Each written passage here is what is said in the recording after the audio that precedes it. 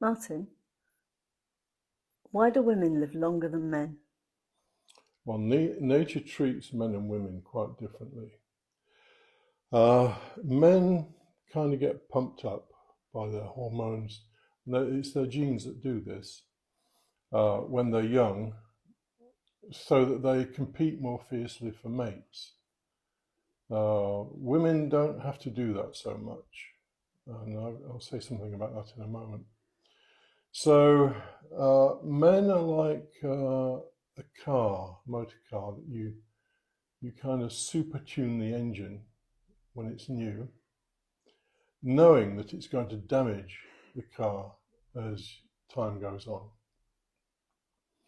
So there's something called pleiotropy in biology, where genes can play a double role.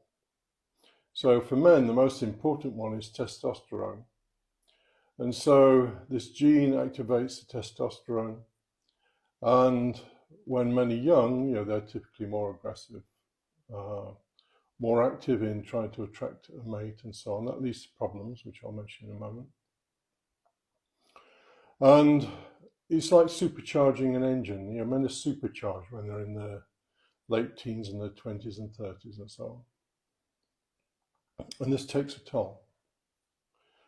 That same gene that switches on the testosterone actually switches on or encourages cancer when men get older, particularly prostate cancer.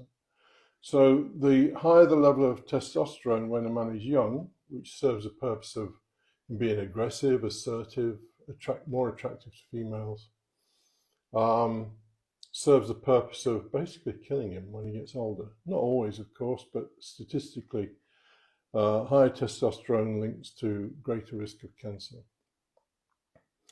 Now, there's another effect of that, and that is that 70% of homicides, because of this testosterone thing, involve young and single men. And why? Well, because they're pumped up with aggression and the need to find a mate, and they'll fight over mates, and very often it ends in homicide. So that also subtracts from the lifetime of the average man. In a way, nature treats men like the praying mantis treats its mate. You may know that the praying mantis, once it's mated with the male, the females are much larger, the female will eat the male.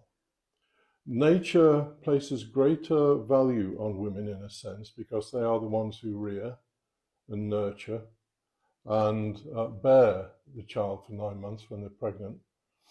So in a sense, nature is saying, well, we can use the man as a kind of disposable item, something to compete for mating rights, and the fittest and the strongest will get the mating rights. And then once that is done, then it's the woman that's important for the nurturing and so on. So I'm sorry, guys, you're less important to nature than women. And that's why you tend to live a shorter lifetime.